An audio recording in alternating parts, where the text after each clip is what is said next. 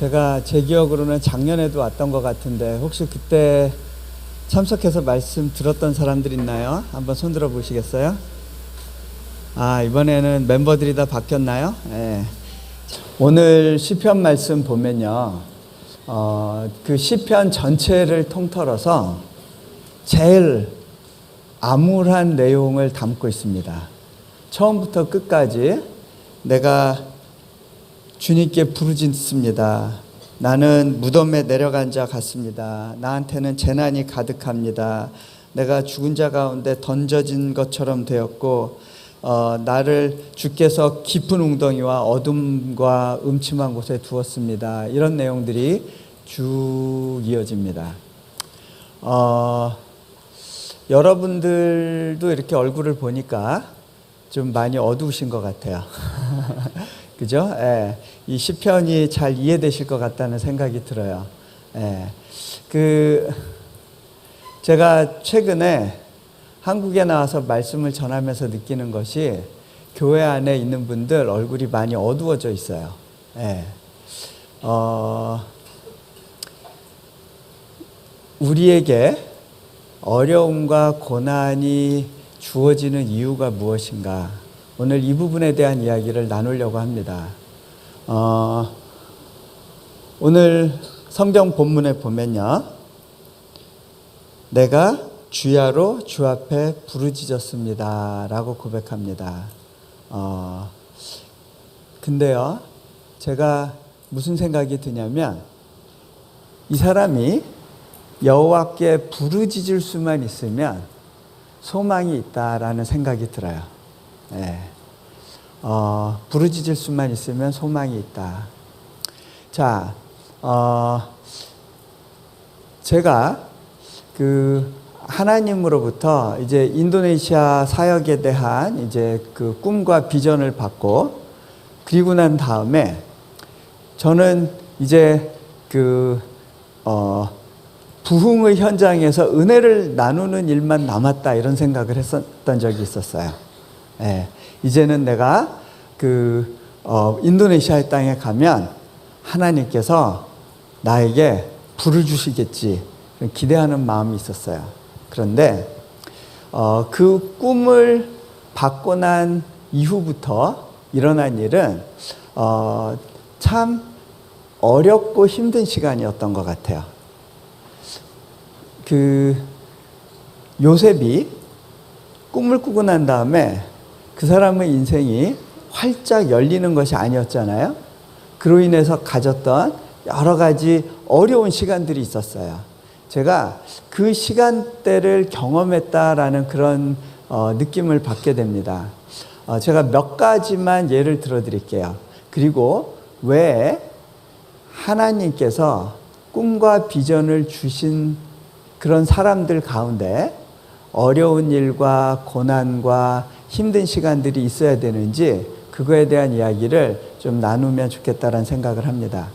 제가 인도네시아에 들어갈 때 저는 어느 정도 제 안에서 훈련이 되어 있다라고 생각을 했어요. 내가 최소한 믿음에 대해서만큼은 좀 훈련이 된 것 같아, 그런 생각이 있었어요. 그렇게 생각할 수 있었던 근거 중에 하나는요, 제가 몽골에 있는 동안에 이렇게 죽음의 고비를 넘는 순간들이 좀 있었어요. 이렇게 되면 죽는 거구나. 한 예로 마약 중독자가 저한테 이렇게 권총을 들이댄 적이 있었어요. 저하고 저 일행한테. 그런데 그때 제가 죽는 것을 두려워하지 않는다는 걸 알게 됐어요. 오히려 그 상황 가운데 하나님을 신뢰하면서 제가 담대하게 반응할 수 있었던 것을 봤어요. 아마 성령님께서 그때 특별하게 저와 함께 해주셨던 것 같아요. 그런데 그 경험 이후에 내가 적어도 죽음의 문제도 극복하게 되었구나, 이제 나한테 좀 믿음이 있나 보다, 그런 생각을 했습니다. 그럼에도 불구하고 하나님께서는요, 저에게 다른 영역에서의 믿음을 보기를 원하셨던 걸 알게 됐어요. 근데 그것을 알기 위해서는 많은 연단의 시간들이 필요했습니다. 자, 인도네시아에 들어갔을 때 상황이 열리지가 않았어요. 오히려 여기서는 도대체 아무것도 일어날 수 없겠구나라는 그런 생각이 들었습니다. 그 법적으로나 제도적으로 제가 원하는 사역을 하기에는 그 땅이 갖고 있는 어려움이 많았어요. 무슬림 국가고 거기다가 그 식민 지배를 받았었기 때문에 외국인에 대해서 굉장히 반감을 갖고 어떤 법적인 장치들을 만들어 놨었기 때문에 제가 들어가서 교육사역에서 뭔가 하나님이 제게 주신 그 그림을 만들어가는 것이 너무너무 어렵게 느껴졌습니다. 또 제가 간 그 시기에 교육부에서 몇 년간은 대학 설립 허가를 받지 않겠다고 모라토리움을 선언해 놓은 상태였어요. 자, 재정을 많이 가지고 있어도 이 사역이 일어날 것 같지 않은데 저에게는 재정도 없었어요. 제가 몽골을 떠날 때 하나님께서 내가 너에게 준 거를 다 여기다 두고 가면 좋겠다 그런 마음을 주셔서 제가 숟가락 젓가락까지 다 정리해서 나눠주고 그리고 빈손으로 나온 경험이 있어요. 그렇기 때문에 뭔가를 제가 가지고 시작하는 게 아니었어요. 자, 그런 가운데 제가 기대하고 이러이러한 곳에서 도움이 오면 좋겠다. 아마 이러이러한 도움이 오지 않을까 기대했던 곳에서는 하나도 도움이 오지 않았어요.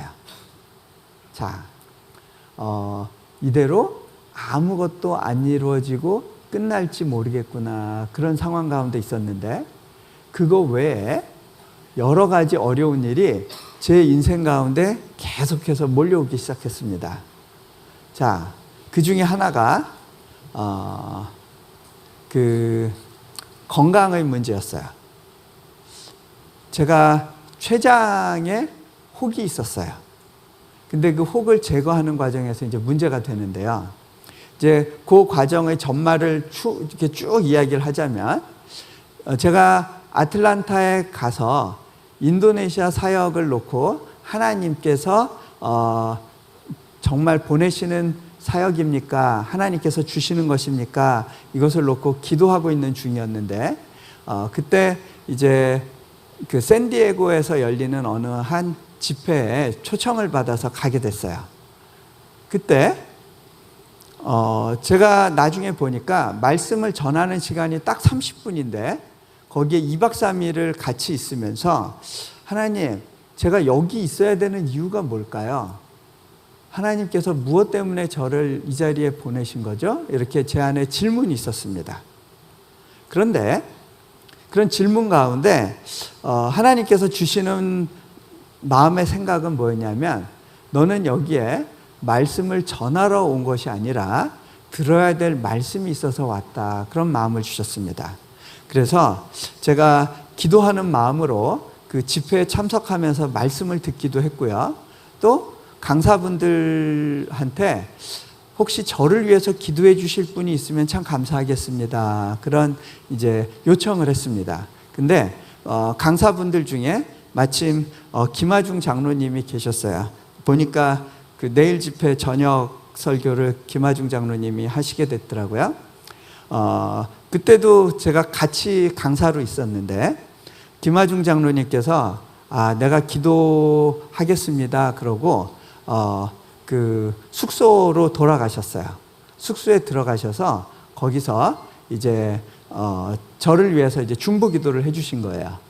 그리고 나서 저녁 시간에 따로 만났을 때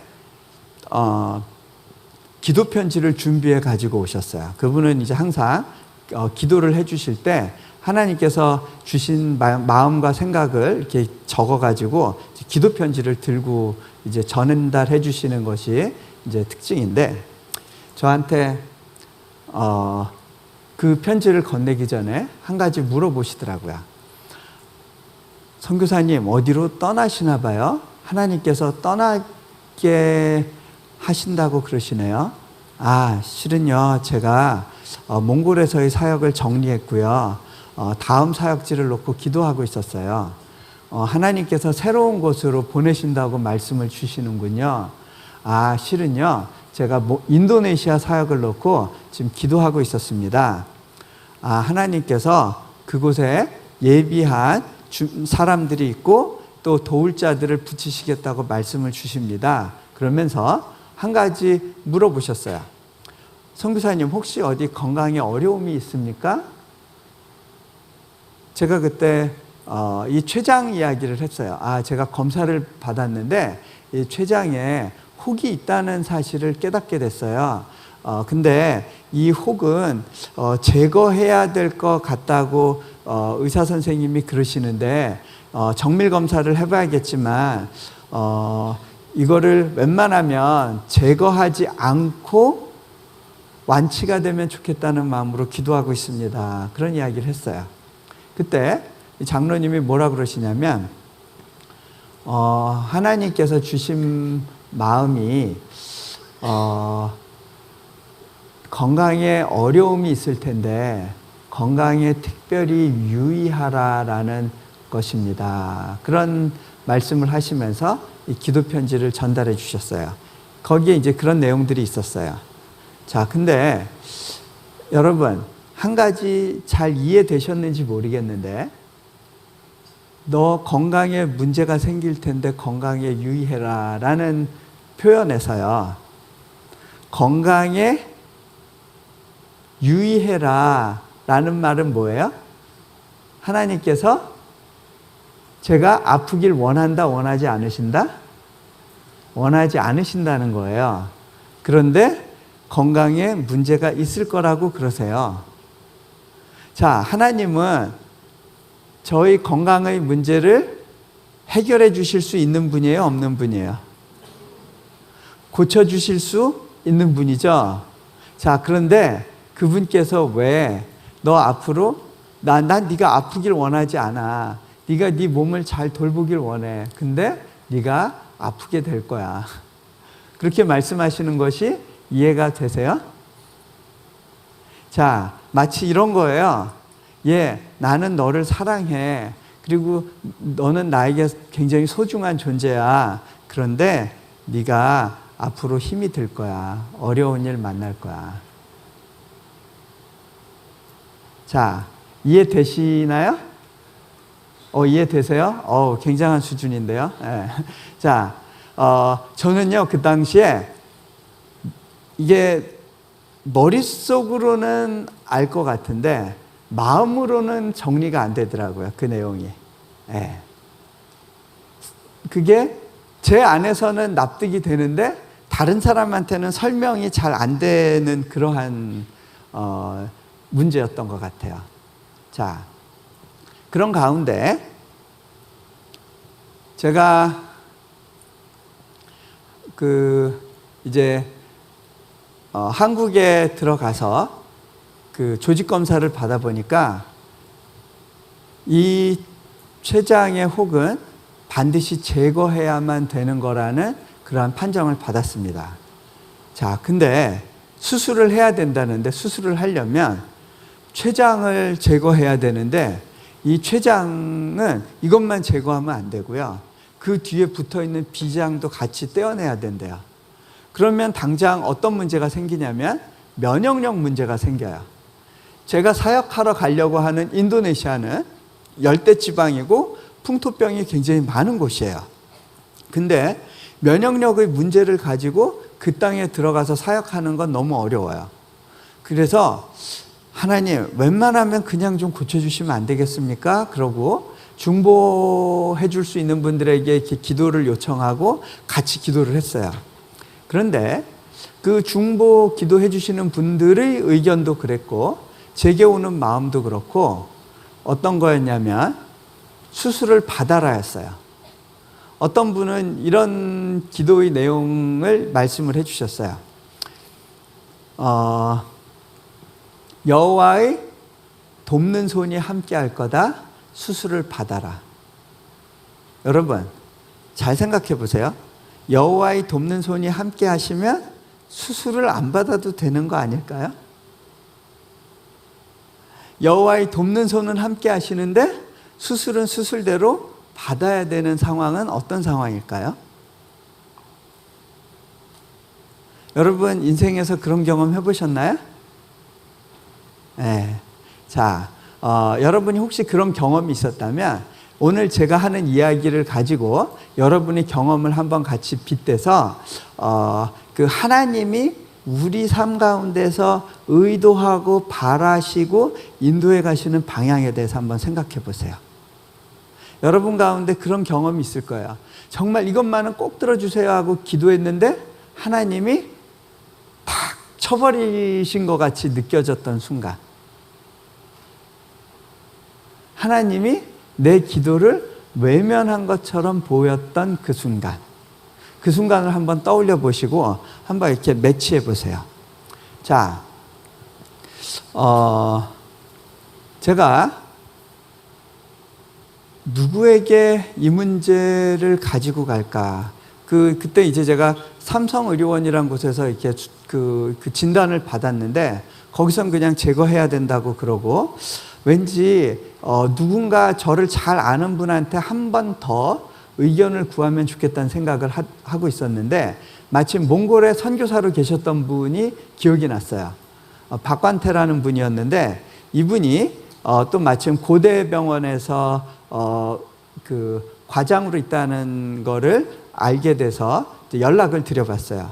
그랬더니 이분이 당장 한번 병원으로 와보라고 말씀하셔서 병원에 가서 이제 그동안의 검사 결과와 차트를 보여드렸는데 이분이 무슨 이야기를 하시냐면, 보통은 이거를 그냥 제거하라고 할 텐데 그게 정석인데 선교사님의 상황이 워낙 특수하고 또 선교지에 있어야 되기 때문에 혹만 제거하는 수술을 하면 어떨까 싶은데 실은 이거 굉장히 어려운 수술입니다. 만약 잘못되면 대형 사고가 터질 수도 있는데 저도 기도해 보겠지만 혹시 이 방법을 쓰면 어떨까라는 생각을 해봅니다. 그러면서 책을 한 권 주셨어요. 근데 그 책이 자신의 간증집이었는데 제목이 뭐였냐면 나를 도우시는 여호와의 손. 네. 제가 기도할 때 받았던 말씀이었거든요. 아하, 이분한테 수술 받으라고 하시는 건가 보다. 그리고 제가 그 책을 받아가지고 돌아왔어요.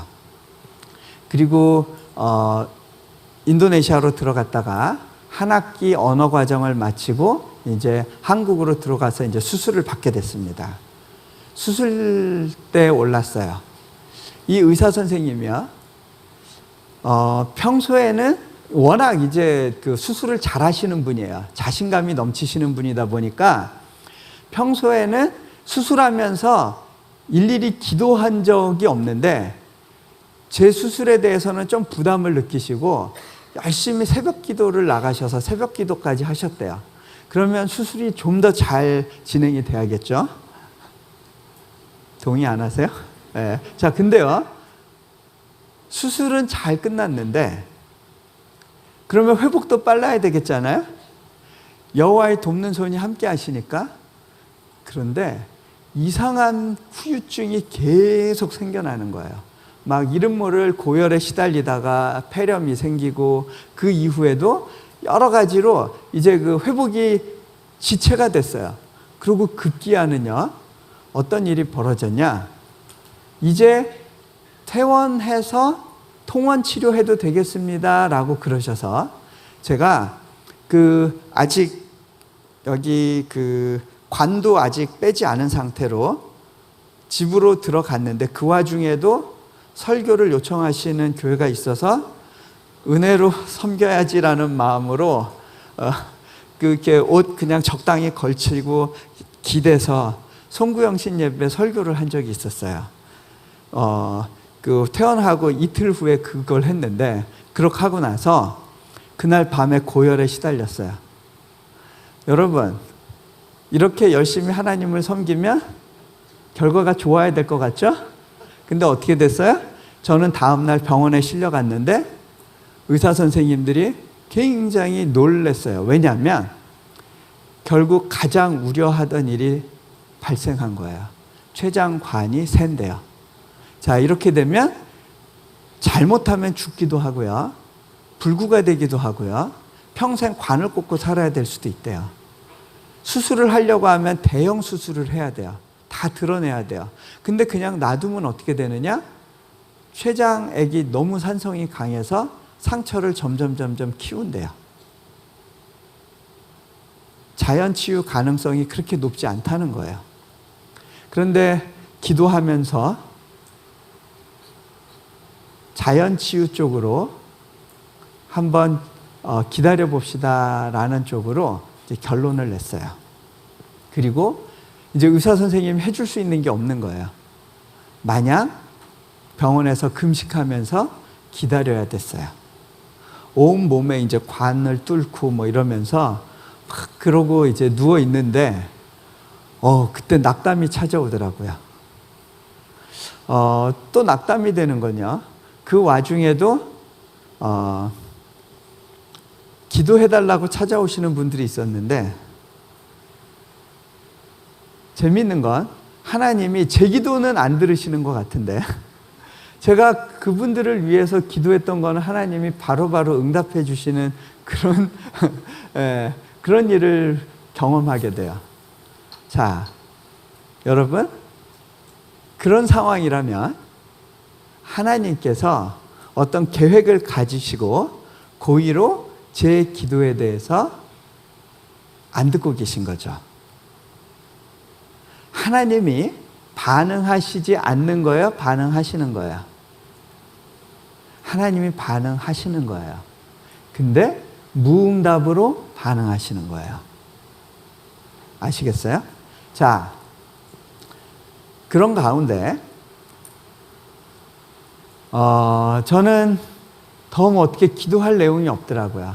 하나님 그냥 알아서 해주세요. 하나님께 그냥 맡길게요. 어떤 결과가 오든지 그 사실을 그대로 받아들일 수 있는 그런 용기와 믿음을 주세요. 그렇게 기도를 했어요. 근데 그때 제 아내는 인도네시아에서 아이들을 돌보면서 이제 그 소식을 듣고 이제 뭐라고 기도했냐면 하나님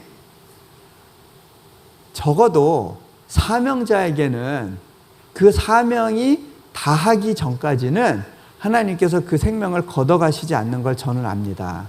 하나님, 남편이 무조건 건강하게 돌아오게 해주세요. 남편이 건강하게 돌아오지 않으면 우리는 이 사역을 할 수가 없습니다. 만약에 남편이 완치되지 않은 상태로 돌아오게 되면 우리는 여기에서 하나님께서 뜻하신 것이 없다라고 생각하고 한국으로 돌아가겠습니다. 그렇게 기도를 했어요. 자, 여러분 하나님 뜻대로 해주세요 라고 하는 기도와 하나님 무조건 낫게 해주세요, 이 두 기도 중에 어느 쪽이 믿음의 기도일까요? 네? 네?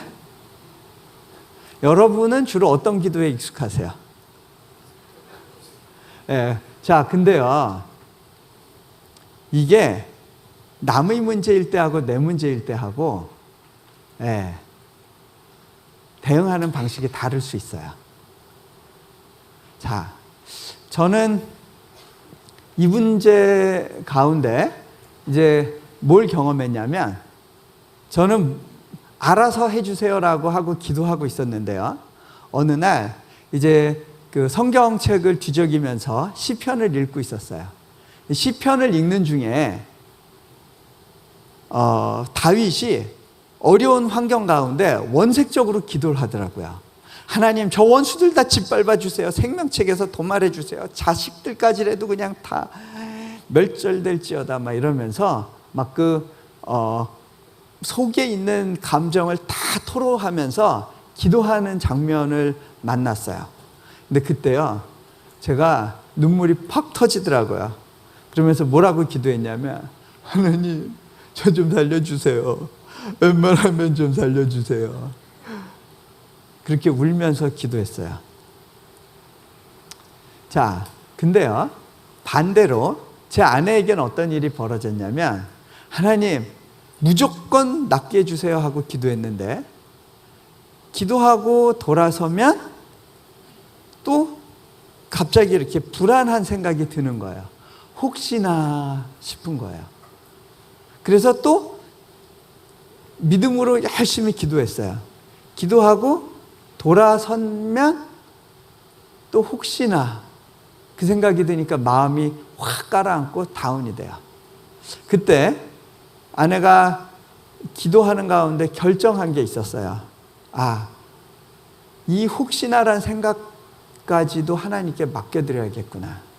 하나님, 남편에게 어떤 결과가 오든지 제가 있는 그대로 받아들이고 이 땅에 남아있겠습니다 라고 기도를 했어요. 그리고 난 다음에 그 혹시나라는 생각 때문에 힘들고 어려운 것들이 없어졌어요. 자, 여러분, 두 기도 중에 저는 하나님 뜻대로 해주세요 하다가 하나님 제발 살려주세요 했고, 하나님 무조건 낫게 해주세요 했던 아내의 경우는 하나님의 뜻을 그대로 받아들이게 해주세요. 서로 방향이 바뀌었어요. 여러분, 둘 중에 어느 방향이 맞을까요? 네? 이건요, 맞고 틀리고의 문제가 아니에요. 우리 안에 이 두 개의 기도가 같이 가요. 같이 있어요. 자, 근데요, 어떤 일이 벌어졌냐면요, 한 보름쯤 기다리는 가운데 하나님께서 기적적으로 자연 치유가 되게 해주셨어요. 네. 그리고 나서 인도네시아에 들어가 보니까 관계적으로 있었던 여러 가지 어려운 문제들이 있었는데 그 부분들이 정리된 것을 보게 됐어요. 또 하나, 제 안에 굉장히 크고 깊은 기도 제목이 하나 있었는데, 그건 뭐냐면, 저희 아내 쪽으로는 교회를 다니시지 않아요. 그 장인 장모님이 교회를 안 다니셨는데, 그때 제가 병원에 다시 실려가는 그 상황 가운데 저희 장모님이 하도 마음이 갑갑하고 두려우니까 근처에 있는 어느 교회를 찾아가서 거기서 기도를 하시면서 갑자기 막 눈물이 쏟아지면서 뭐라고 기도를 했냐면, 하나님, 우리 이서방 살려주시면 저 교회 갈게요. 네. 그것을 나중에 말씀해 주시더라고요. 그리고 그 약속을 지키기 위해서 교회를 다니시게 됐고요. 새신자반 과정 다 마치고 그 다음에 신약 성경을 일단은 한 번은 다 읽으셨대요. 그러면서 지금 계속해서 좀 성경 가운데 들어가시려고 애쓰시는 모습을 보여주고 계세요. 우리는요, 왜 그 일이 벌어지는지 몰라요. 그런데 하나님의 선하신 계획이 그 배후에 있어요. 그래서 말씀하시는 거예요. 네가 아플 거야. 그런데 나는 네가 아프지 않기를 바라는 마음이 있단다.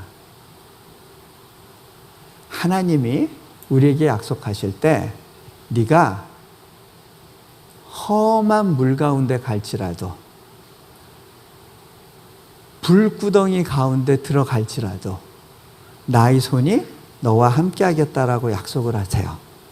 자, 근데요, 하나님이 이렇게 약속은 안 하세요. 너의 인생 가운데 앞으로 험한 물 안 만나도 될 거야. 무시무시한 불 그 사이로 지나갈 일 없을 거야. 그렇게 약속하시지는 않아요. 우리 인생 가운데 하나님과 동행하는 그 삶 가운데 험한 물이 있어요. 그리고 무서운 불도 있어요. 하나님은 그걸 없애주시지 않아요. 우리와 함께 그것을 통과해 가주시도록 그렇게 우리의 삶을 디자인해 가세요. 건강의 문제도 어려웠지만 그거보다 저에게 더 어려운 부분이 있었어요. 제가 어떤 면에서는 좀 엘리트 코스를 계속 밟아오는 삶을 살다 보니까 신분 문제 같은 거를 좀 깔끔하게 처리하고 싶은 그런 좀 본능적인 게 있어요. 그래서 이 부분이 준비가 안 되고 뭔가 이렇게 딱 계획이 잘 맞춰져서 진행이 안 되면, 그리고 앞으로 무슨 일이 벌어질지 모르는 상황이 되면 제가 굉장히 불편하고 힘들어하는 그런 성향이 있더라고요. 자, 하나님이 그 부분을 아주 그냥 집요하게 건드리시는 때가 있었어요. 인도네시아는 비자 받는 것이 굉장히 어려운 나라예요. 미국 비자 받는 것보다 몇 배 어려워요. 몽골에서는 그런 문제가 없었는데 저희가 공무원들의 도움을 받아서 나름대로는 잘 그 부분을 정리했다고 생각했는데도 나중에 비자 연장에 문제가 생겼어요. 그래서 갑작스럽게 한국으로 들어가서 다음 비자 프로세스 할 때까지 몇 달이 될지 모르는 기간을 기다려야 되는 상황이 됐습니다. 그때는 갑작스럽게 한국으로 들어갔기 때문에 시간이 좀 여유가 있어서 제가 그 평소에 마음에 부담이 있었던 그런 교회들을 찾아가서 말씀을 전할 수 있었는데, 그 중에 그 인천의 재개발 지구에 있는 어느 작은 교회를 이제 방문하게 됐어요. 그 어려운 환경의 개척교회였는데 시장통 한 바닥에 있었어요.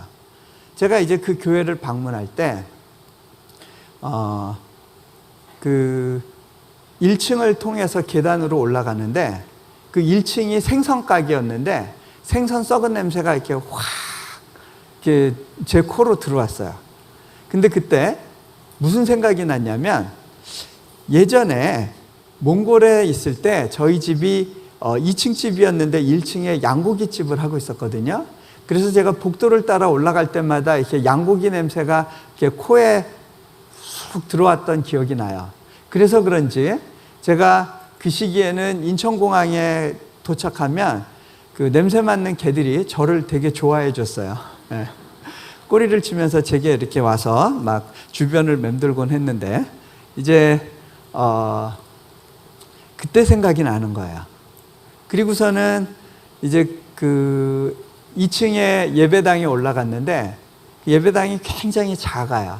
그 작은 예배당 뒤편에 앉아서 기도를 하는데 문득 예전에 제가 몽골에서 섬겼던 이레교회 생각이 났어요. 그 생각이 나면서 마음이 뭉클해지고 있었는데 그때 하나님께서 제 마음속에 한 가지 이렇게 말씀을 던지셨어요. 너 혹시 첫 마음을 잃어버리지 않았니? 너 초심을 지금 잃어버린 거 아니니? 그 마음을 주세요. 제가 좀 뜨끔했어요. 그러고 보니까 제가 옛날에 비해서는 갖고 있게 된 것이 굉장히 많음에도 불구하고 그때보다 더 행복하게는 느끼지 못하고 있는 제 자신을 본 거예요. 그런 가운데 제가 이렇게 하나님이 또 무슨 말씀을 주실까 이렇게 민감하게 이렇게 안테나를 세우고 있었어요. 하나님이 저한테 네가 지금 뭐 때문에 마음이 어렵고 힘드니? 그런 질문을 던지시는 걸 느꼈어요. 제가 하나님께 이렇게 고백을 했습니다. 하나님, 아시잖아요. 하나님께서 제 손에 이 인도네시아 땅의 수많은 어린 영혼들의 미래와 교육을 맡기시겠다고 그러셨죠? 그래서 제가 그곳으로 갔는데요. 정작 보니까 저는요, 저희 아이들 교육조차도 책임질 수 없는 그러한 형편이 아닙니까? 우리 애들 지금 학교도 못 보내고 있잖아요. 그 얘기를 한 거예요. 그때 하나님이 제게 주시는 마음이 네가 아이들의 미래를 책임질 수 있니? 제가 속으로 깨갱했어요. 제가 할 수 없는 일이란 거를 깨달았기 때문이에요. 하나님, 제가 할 수 없는 일이죠. 너는 왜 네가 할 수 없는 일을 걱정하고 있니?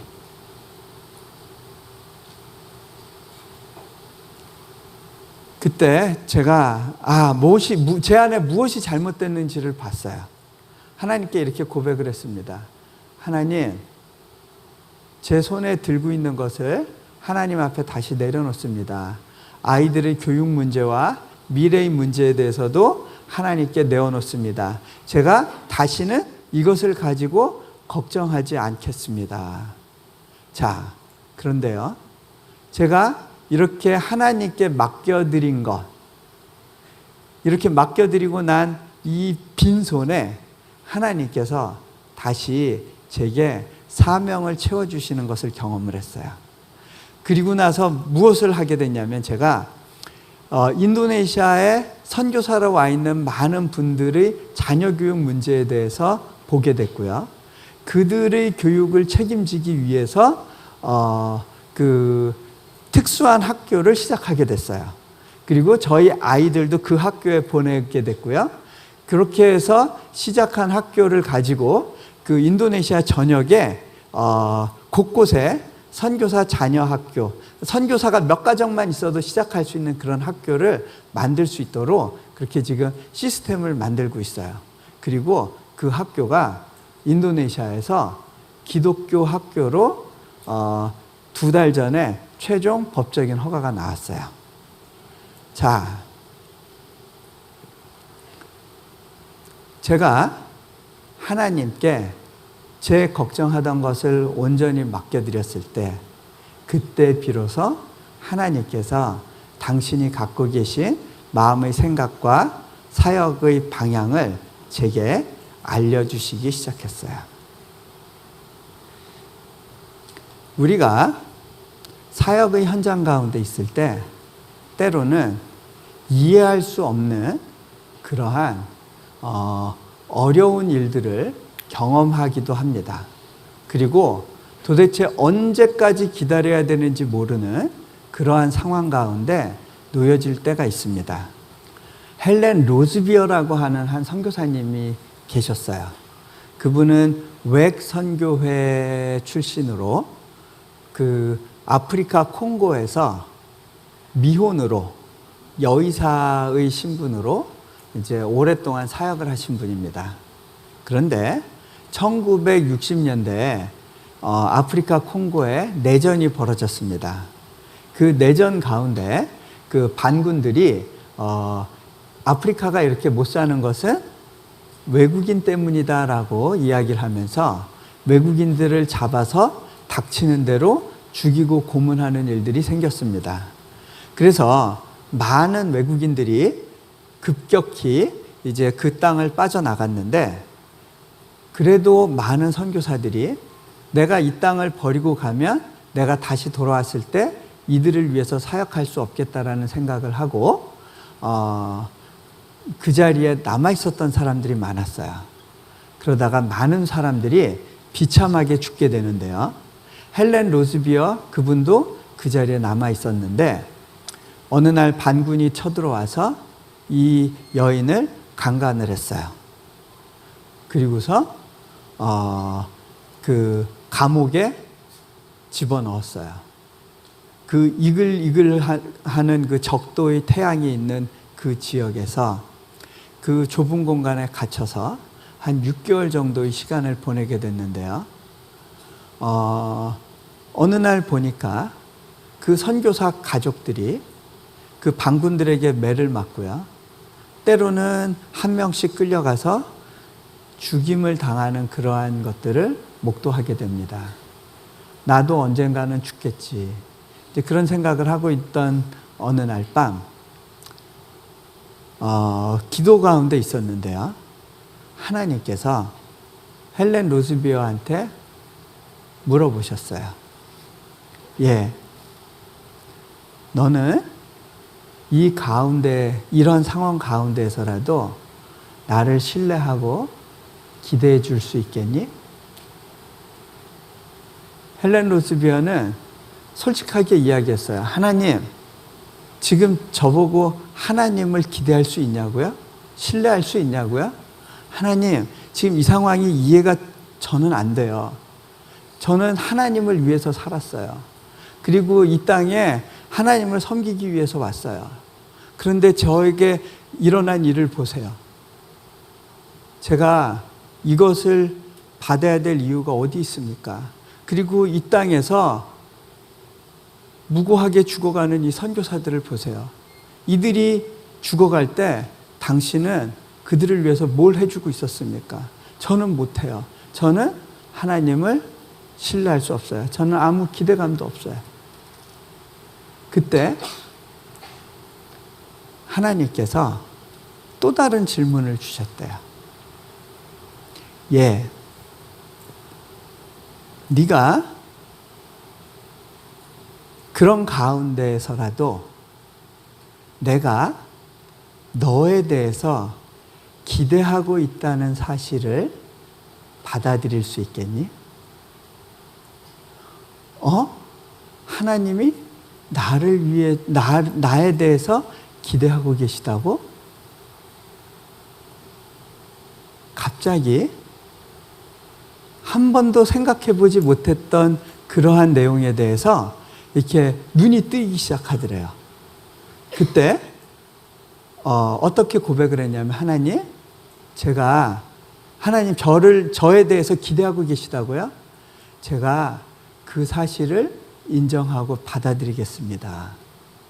그때 성령의 말할 수 없는 평안과 기쁨이 자신의 마음을 향하여 물밀듯이 쏟아져 들어오기 시작했대요.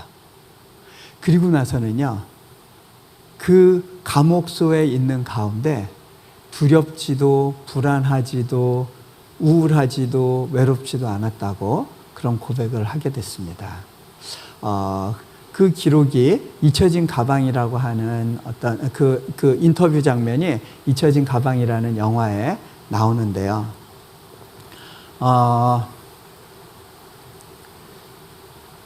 여러분, 내가 하나님을 기다리고 바라는 것 같은데 하나님 쪽에서도 나를 기다리시고 기대하고 계시다는 사실 한번 생각해 보셨나요? 자, 욥이 말할 수 없는 고난을 받죠.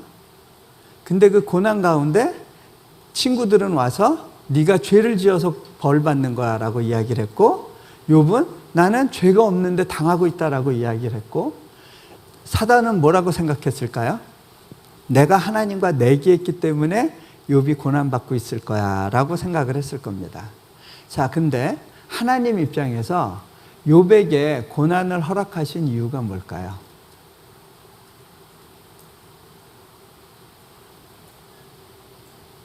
욥에게 고난을 허락하신 이유. 자,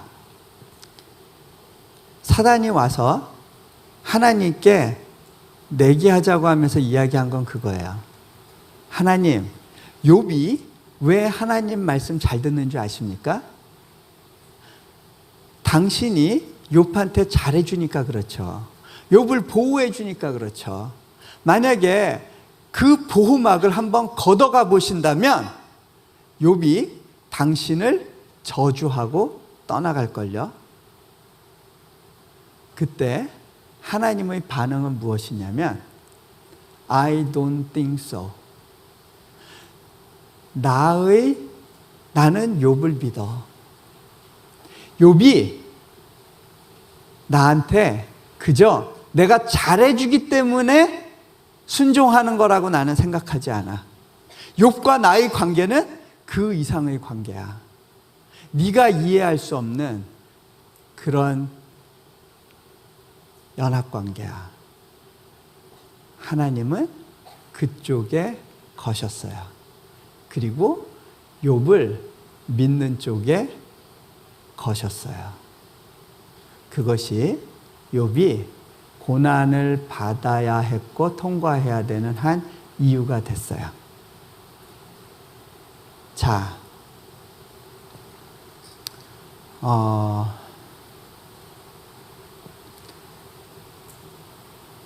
인도네시아 땅에서는 오랜 시간을 기다려야 됐어요. 그런데 그렇게 기다리다 보니까 이제는 내가 할 수 있는 것이 없다라고 느껴지는 그 순간부터 하나님이 일하시는 것을 보게 돼요. 자, 지금 우리가 대학 허가를 위한 막바지 작업 중인데 그 5헥타르 정도 되는 땅에다가 지금 건물을 짓고 있어요. 올해 12월에 완공이 돼요. 저희가 처음에 건물을 짓게 된 것이 하나님, 이 일은 내가 할 수 없는 일입니다. 그런데 이 땅에 사는 사람들이 정말 하나님에 대해서 기대하지 않고 있네요. 정말 믿음이 없네요. 하나님께서는 이 믿음 없는 세대에 제가 하는 일을 통해서 하나님께서 어떤 분이신지를 좀 보여주실 수 있기를 원합니다. 제가 일부러 외부적으로 펀드레이징을 안 하겠습니다. 절대 밖에 나가서 저희 사역에 재정이 필요합니다. 이러이러한 사역을 하는데 후원이 필요합니다. 이런 이야기를 한마디도 안 하겠습니다. 하나님이 주시는 것이 있으면 그것만 가지고 하겠습니다. 그렇게 기도를 했는데 한 1년 반 정도 되는 동안에 하나님께서 20억 원이라는 돈을 모아주셨어요. 그래서 제가 그때 생각하기로는 이 건물을 짓는데 한 30억 원이면 되겠다 생각을 했고 조금만 더 모으면 되겠구나. 이제는 더 이상 기다릴 수 없으니까 하나님 문을 열어주십시오 하고 건축을 이제 준비하고 시작을 하게 됐어요. 자, 근데요, 인도네시아라는 환경에서 첫 건물을 짓다 보니까 들어가야 될 부대 비용이 굉장히 많은 거예요. 저에게 필요한 재정이 20억이 추가가 됐어요. 제가 그 많은 돈을 이제 올해 말까지 갚아야 되니까 그 건축회사한테 줘야 되기 때문에 어떻게 보면 빚을 진 거예요. 제가 평생 살면서 이렇게 많은 빚을 져본 적이 없었어요. 그래서 올해 초가 됐을 때 마음이 잠시 어려웠어요. 그래서 하나님, 올해가 좀 천천히 왔으면 좋겠네요. 이런 이야기를 하나님께 했는데 하나님께서 주시는 마음이 너 이 부담을 한번 즐겨보지 않겠니? 여러분, 부담을 즐길 수 있으려면요, 궁극적으로 하나님께서 개입하시고 일해 주시겠다는 확신이 있어야 가능해요. 자, 근데요, 제가 부담을 즐기기로 결정했어요. 여러분, 제 얼굴 보세요. 제가 고생에 찌든 얼굴이에요? 근심에 찌든 얼굴처럼 보여요? 저 밝아 보이죠? 여전히 피부도 나이에 비해서는 괜찮은 것 같죠? 저는요, 진짜로 고민 안 하고 지내요. 굉장히 편안하게 즐기면서 하루하루를 보내고 있어요. 자, 근데요, 여러분 저보다 빚을 많이 지고 계세요? 근데도 여러분들 훨씬 저보다 어두워 보여요. 이유가 뭘까요?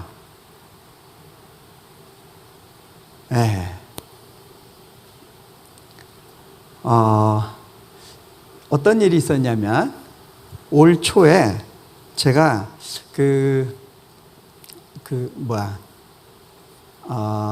한 번은 외국 일정을 많이 가야 되기 때문에 크레딧 카드로 비행기 표를 결제를 많이 했어요. 그러고 나서 보니까 갑자기 그때 이제 돈이 딱 쪼들릴 때였는데 크레딧 카드 잔금을 갚아야 되는데 그래가지고 막 여기저기서 긁어 모아가지고 대강 액수를 맞춰놨어요.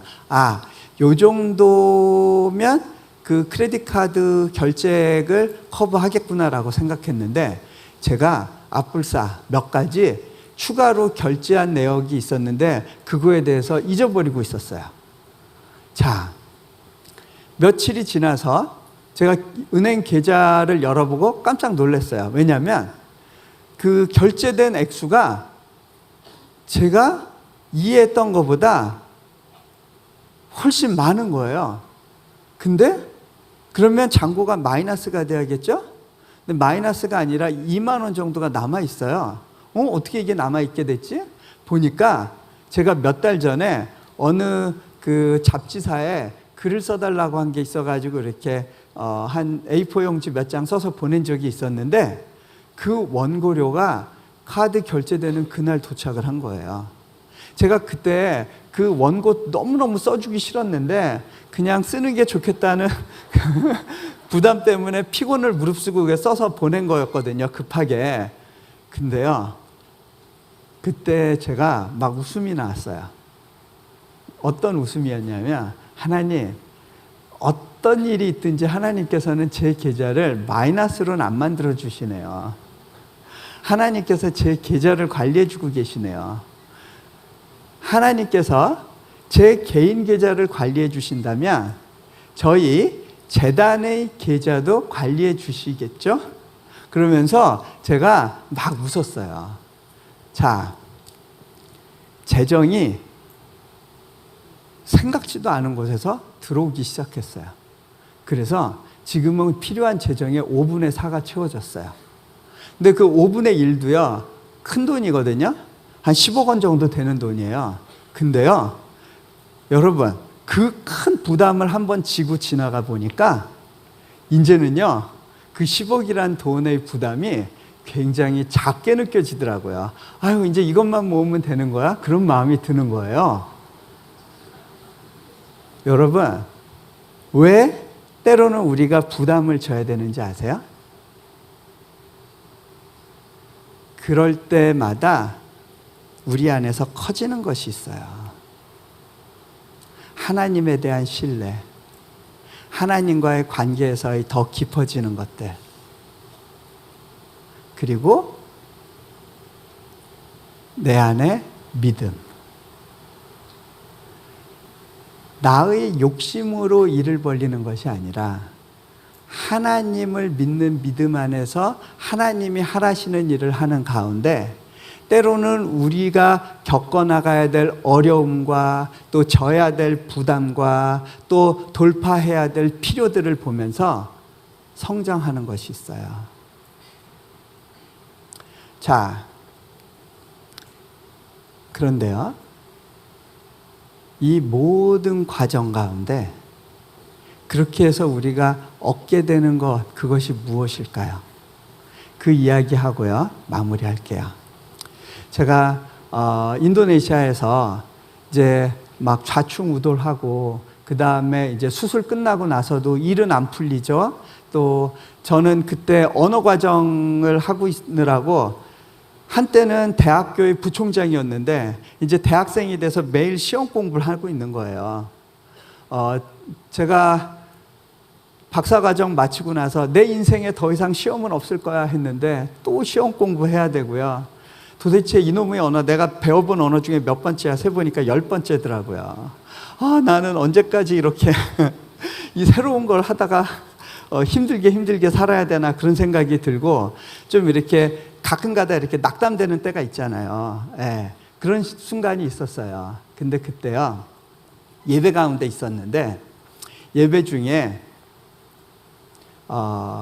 기도를 하고 있었어요.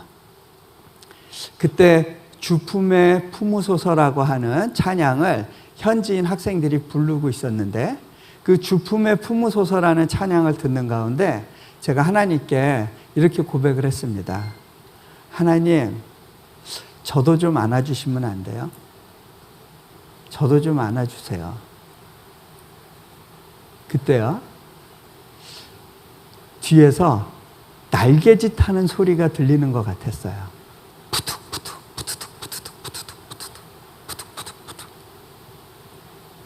제가 직감적으로 주님, 당신이시군요, 이렇게 고백을 했어요.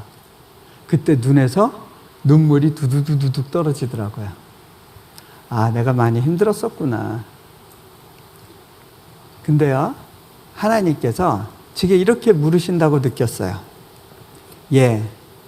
네가 이곳 생활 가운데 다람쥐 쳇바퀴 도는 삶을 사는 것 같고, 네 삶의 어떤 돌파구가 보이는 것 같지 않고, 네가 여기서 네 시간을 다 낭비하고 그렇게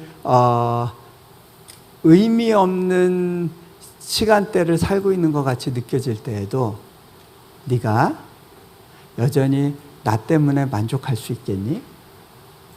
제가 그때 뭐라고 고백했냐면, 하나님, 이것만으로도 충분합니다. 하나님의 안아주심, 이것만으로도 충분합니다. 그렇게 고백할 수 있었어요.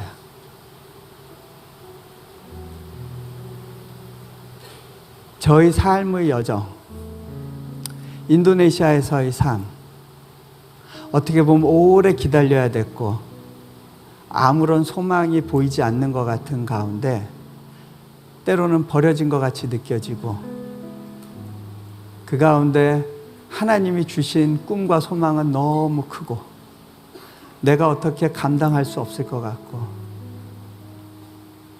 그런 가운데 기다리면서 얻어야 될 가장 중요한 것이 있었어요. 그것은 그 가운데 나를 안아주시는 하나님이었어요. 그리고 그분을 누리고 신뢰하며 기대하는 법을 배우게 되었어요. 여러분은 여러분이 겪고 있는 좌절과 우울함과 갑갑함과 느끼고 있는 인생의 벽 가운데 정말 얻고 싶은 것이 무엇입니까? 내가 정말 대단한 사람이고 뭔가를 이룰 수 있는 사람이란 걸 증명하는 것입니까? 아니면 하나님의 안아주심, 그리고 하나님을 소망하고 기다리는 법, 그것을 배우는 것입니까? 이 시간에 같이 기도하면 좋겠습니다.